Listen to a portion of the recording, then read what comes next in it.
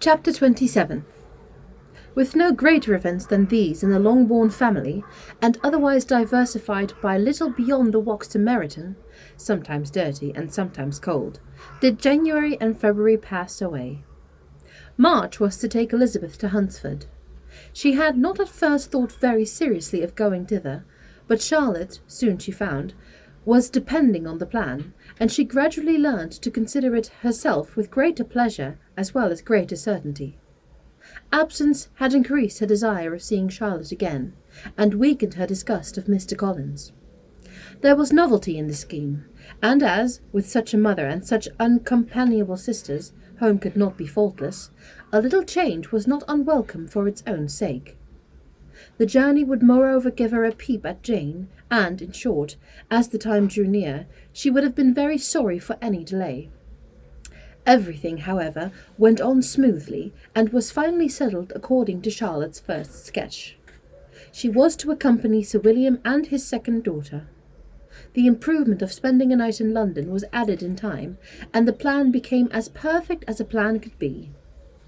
The only pain was in leaving her father, who would certainly miss her, and who, when it came to the point, so little liked her going that he told her to write him and almost promised to answer her letter. The farewell between herself and Mr. Wickham was perfectly friendly, on his side even more. His present pursuit could not make him forget that Elizabeth had been the first to excite and deserve his attention, the first to listen and to pity, the first to be admired, and in his manner of bidding her adieu, wishing her every enjoyment, reminding her of what she was to expect in Lady Catherine de Bourgh, and trusting their opinion of her, their opinion of everybody, would always coincide, there was a solicitude, an interest which she felt must ever attach so to him with a most sincere regard, and she parted from him convinced that, whether married or single, he must always be her model of amiable and pleasing. Her fellow travellers the next day were not of a kind to make her think him less agreeable. Sir William Lucas and his daughter Maria, a good-humoured girl, but as empty-headed as himself, had nothing to say that could be worth hearing, and were listened to with about as much delight as the rattle of the chaise. Elizabeth loved absurdities, but she had known Sir William's too long. He could tell her nothing new of the wonders of his presentation and knighthood, and his civilities were worn out, like his information. It was a journey of only 24 miles, and they began it so early as to be in Gracechurch Street by noon. As they drove to Mr. Gardiner's door, Jane was at a drawing-room window watching their arrival. When they entered the passage, she was there to welcome them, and Elizabeth, looking earnestly in her face, was pleased to see it healthful and lovely as ever. On the stairs were a troop of little boys and girls, whose eagerness for their cousin's appearance would not allow them to wait in the drawing-room, and whose shyness, as they had not seen her for a 12-month, prevented their coming lower. All was joy and kindness.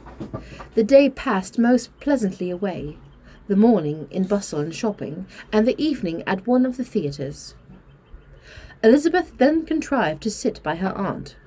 Their first subject was her sister, and she was more grieved than astonished to hear, in reply to her minute inquiries, that though Jane always struggled to support her spirits, there were periods of dejection.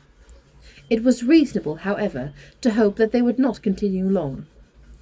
Mrs. Gardiner gave her the particulars also of Miss Bingley's visits to Gracechurch Street, and repeated conversations occurring at different times between Jane and herself, which proved that the former had, from her heart, given up the acquaintance.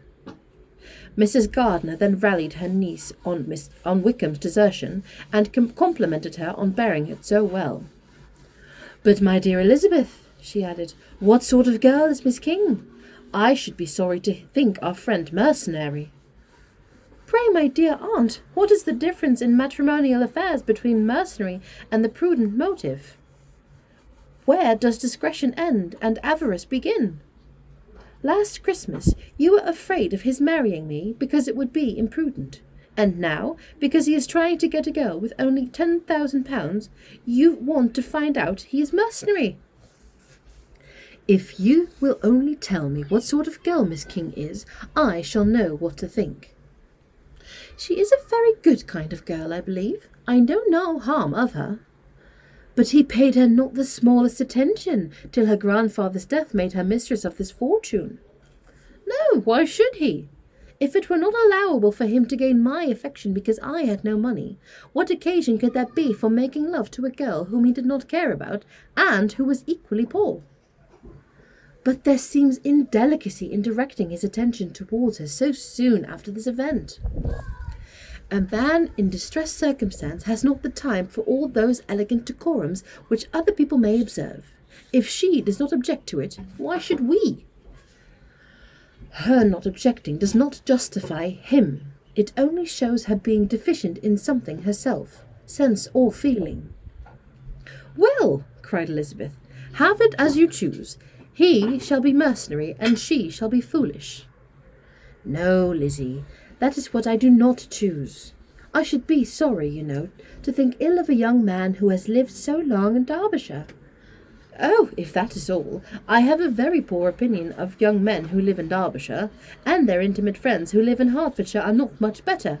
I am sick of them all. Thank heaven. I am going tomorrow where I shall find a man who has not one agreeable quality, who has neither manner nor sense to recommend him. Stupid men are the only ones worth knowing, after all. Take care, Lizzie. That speech savours strongly of disappointment. Before they were separated by the conclusion of the play, she had the unexpected happiness of an invitation to accompany her uncle and aunt in a tour of pleasures which they proposed taking in the summer. We have not quite determined how far it shall carry us, said Mrs. Gardiner, but perhaps to the lakes.